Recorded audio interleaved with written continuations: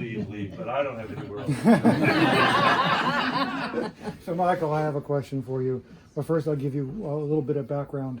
I was a consultant. I worked for major oil companies. I worked for Enron. I've worked for Houston Oil and Gas, Exxon, all the different ones. Been traveled around the world. Looked at rigs and looked at how to take oil and turn it into gasoline or whatever it might be.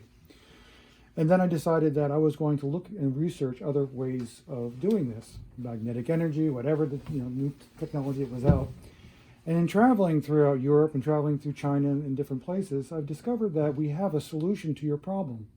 You said you need someone to step up and put together some sort of plan to help us with our energy. Getting away from big oil, we already know what Perry's like, we already know what's going on inside of this nice world we live in. But more importantly, what is the solution? So I've asked Elizabeth, so what's your solution? I've asked Bernie, what's your solution? And I listened to your solution. You have to find a technology and people who are willing to step up and put something in your hands. So as President of the United States, coming to you and saying, look, Mr. President, we have a technology called hydrogen. It is used throughout Europe. We have units that can heat our homes. We can do all these things.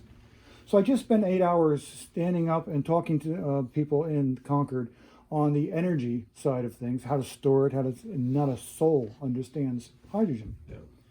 How can we get, Mr. President, you to get an energy secretary to get people to listen to what the rest of the world is already doing to lower their footprint, and we're not doing it? Yeah, that's a wonderful question. First of all, I just met a guy when I was in New Hampshire last, which wasn't that long ago, who had been in Denver not that long ago. He's from Boston, who's working on hydrogen, and he had come to meet with the guys out at NREL, which is the Renewable Energy Labs federal lab in Colorado, and it was very interesting to hear what he had to say about it. I know nothing about hydrogen really beyond that, but I think your question points up the importance of having looking outside of the government for expertise, even as you're using the government's expertise to solve the problem. We've gotten to this place in our political system where it's all about who's for that bill and who's for this bill and what we should really be doing as Democrats is saying on health care or on energy. Energy is a good one since we're on that. So I want, how do we get to a place where we've got net zero carbon by 2050? How do we get to a place where we've cut emissions in half by 2030 in transportation and in our built environment? And we should be, instead of saying it has to be this way, this way, this way, and this way, because we'll inevitably be wrong, we need to bring in experts and say, what do you have? Like I've got people saying no nuclear, no hydrogen, no whatever before we've even got to a conversation. And I can tell you this, they really don't know what they're talking about. It's like healthcare. Nobody in the federal government together is smart enough to figure this out.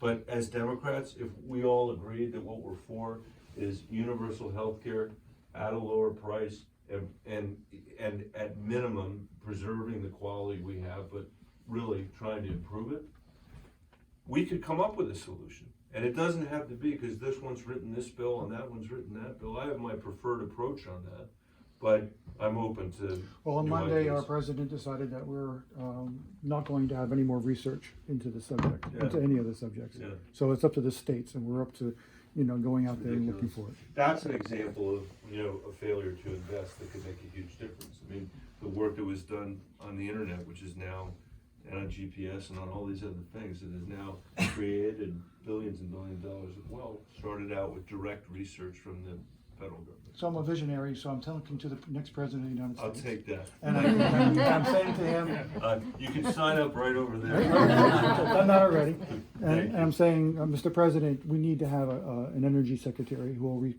go back to the Paris Accord, which is natural. No question. Everybody who's already in there is already doing the Right. hydrogen. It's not new technology. It's something that we need in America. And what's happening because the oil companies are so strong, and I talked to Barack about this, Yeah.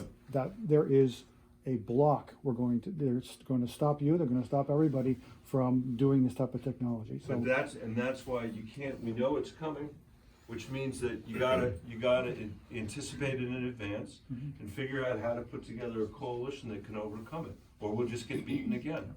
we have a climate denier in the White House. And you can't act urgently on climate when you have a climate denier in the White House. And why is he there? He's there because he won a ludicrous argument. He won an argument that said, if we deal with climate change, we're gonna destroy our economy. And if we ignore climate change, our economy is gonna be great.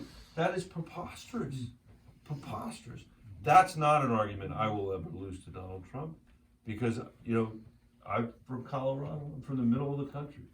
And we know that our economy, we know how to create a greener energy economy that produces jobs. Yes.